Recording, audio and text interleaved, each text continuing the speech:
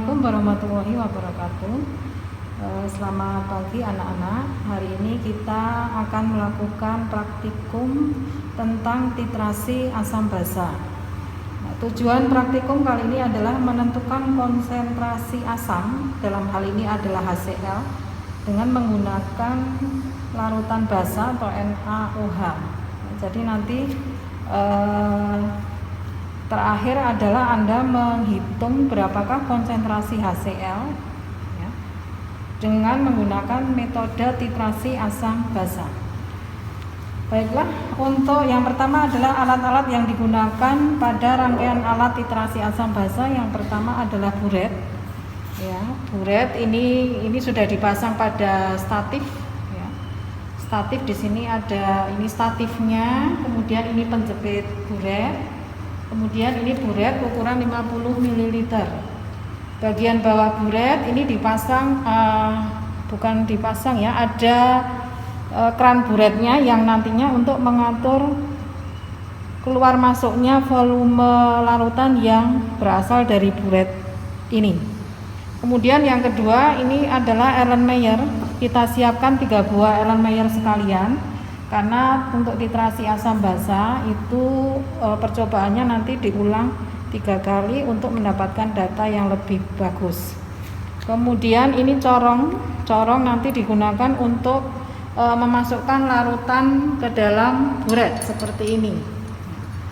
Kemudian ini bola hisap ya. Bola hisap nanti untuk mengambil larutan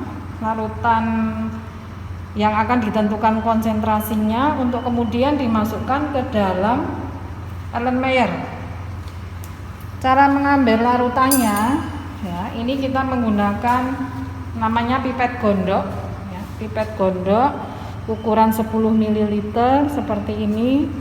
Kemudian nanti untuk mengambil larutan, sebelumnya saya jelaskan dulu, di sini ada 2 bentuk alat untuk mengambil larutan itu dari botolnya. Yang pertama disebut bola hisap, kemudian yang ini adalah batang penghisap. Dua-duanya bisa digunakan. Kemudian ini kita coba untuk mengambil larutan yang akan ditentukan konsentrasinya. Cara menggunakan bola hisap ini ada, sebelum kita gunakan yang kode S ini kita tekan, kemudian yang balonnya ini juga kita tekan ya, seperti ini. Kemudian pipet volumenya kita pasangkan seperti ini, jangan terlalu ditekan sekali, biasa saja. Jadi posisi tangannya berada di atas, kemudian posisi tangan kiri berada di bawah atau pegang pipet volume bagian bawah. Kemudian tujuan kali ini adalah menentukan HCl, berapakah konsentrasi HCl dengan menggunakan metode titrasi asam basa. Kita masukkan pipet volume ke dalam HCl, kemudian kode S ini kita tekan supaya larutan naik ke atas. Ya, seperti ini. Kita lepas dulu. Perlu diperhatikan bahwa di pipet volume di sini ada garis putih yang merupakan tanda batas dari volume. Jadi kalau pipet volume ini ukuran 10 ml, maka sampai garis putih di sini larutan itu sudah berukuran 10 ml. Ya, kita ulang lagi. Ini kita ambil larutannya seperti ini.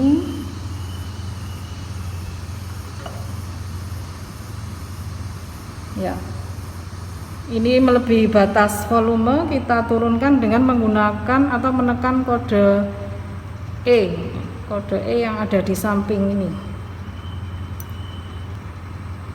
Ya, nah, kita paskan pada batas volume, ya sudah pas. Kemudian kita pindah ke Erlenmeyer ya, dengan menekan tombol E ini sehingga larutannya keluar dari pipet volume.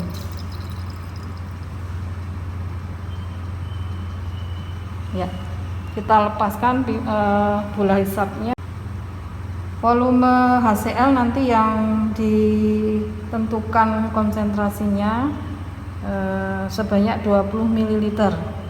Ya, jadi karena ini ukuran pipetnya 10 ml, maka pengambilan HCl sebanyak 2 kali.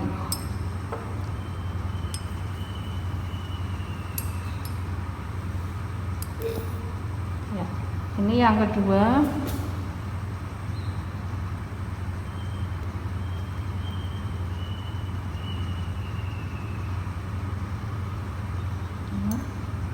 Kita paskan dengan batas volumenya, ya, masukkan ke Erlenmeyer. 10 kali 2 kali berarti ini 20 ml, kita masukkan ke Erlenmeyer, tabung Erlenmeyer. Ya. Kita lepas, kemudian kita tambahkan 3 tetes indikator. Indikator ini fungsinya untuk menentukan titik akhir titrasi, yaitu titik pada saat indikator mengalami perubahan warna, maka titrasi harus dihentikan. Kita kocok sebentar.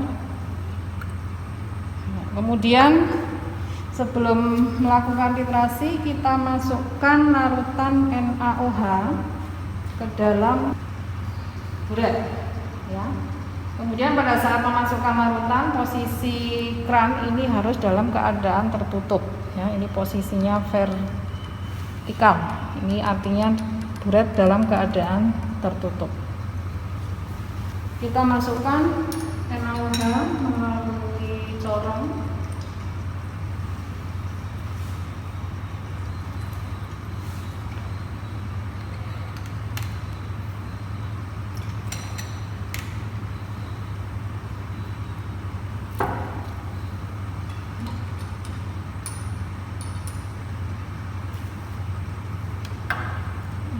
Di sini NaOH, larutan NaOH-nya melebihi batas 0, oleh karena itu kita harus mengepaskan supaya larutan tepat di skala 0, maka harus dikurangi dengan mengambil atau mengurangi larutan melalui kran buret di bawah ini. Nah, kita buka pelan-pelan supaya skala yang di atas ini tepat di posisi 0.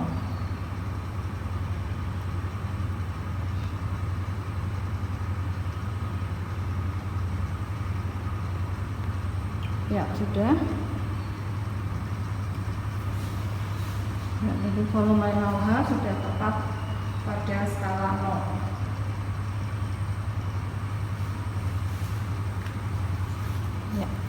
Langkah berikutnya kita akan melakukan titrasi. Ya, sebelum titrasi, di sini ada kertas putih yang dipasang di alas statif ini. Tujuannya adalah untuk mempertajam penglihatan perubahan warna indikator. Ya, kita mulai titrasinya. Kita buka buret ini pelan-pelan. Jadi larutan yang berada di buret itu adalah larutan NaOH, sedangkan yang ada di Erlenmeyer atau yang akan ditentukan konsentrasinya berada di buret. Nah, kita atur volume larutan NaOH keluar dari buret tetes demi tetes. Kemudian larutan yang di Erlenmeyer sambil dikocok supaya tercampur, sambil menunggu perubahan warna indikatornya. Ini posisi titrasi seperti ini.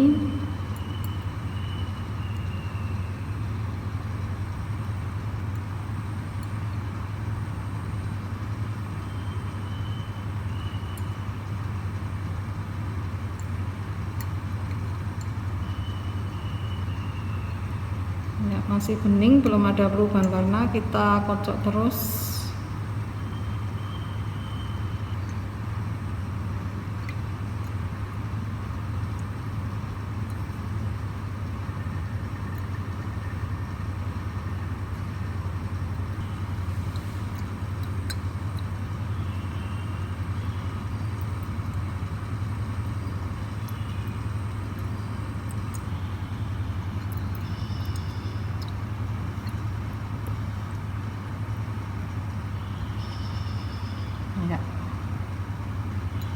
Kita tunggu sampai terjadi perubahan warna, tetap volume larutan NaOH keluar dari buret dalam bentuk tetes demi tetes.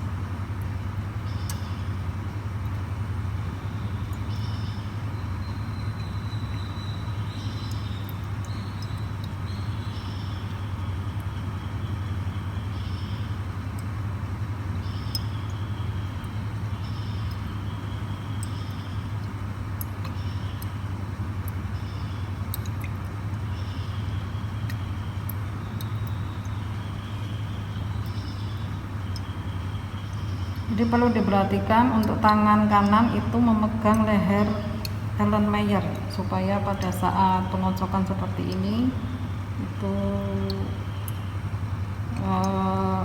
larutan dengan indikatornya tercampur.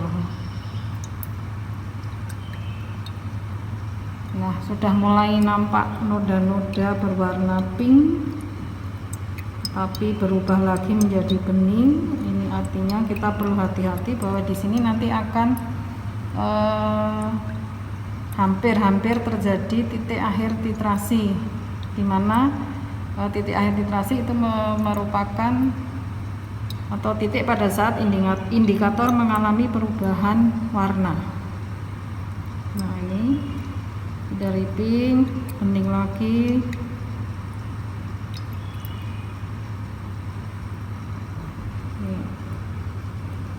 Masih bening lagi.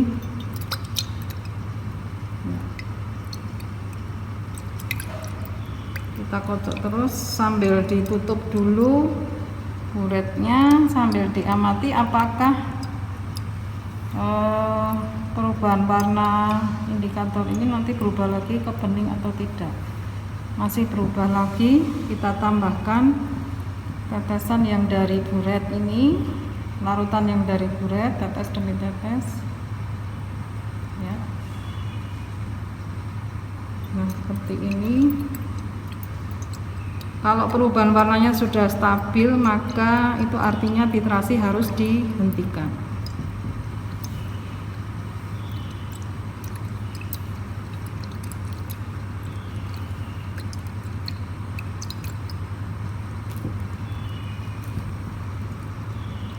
Sini.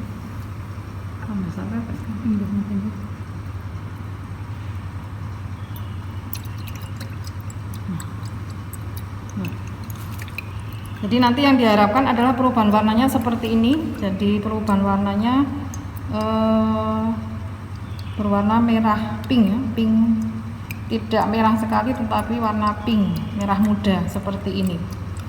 Nah, kalau sudah seperti ini, warna sudah stabil, perubahan warna sudah stabil, tidak kembali lagi ke bening, maka titrasi harus dihentikan ya, seperti ini. Kemudian kalau sudah, kita mengukur berapakah volume larutan NaOH yang ada di buret ini yang dibutuhkan untuk titik akhir titrasi tersebut. Di sini menunjukkan skala 20,5.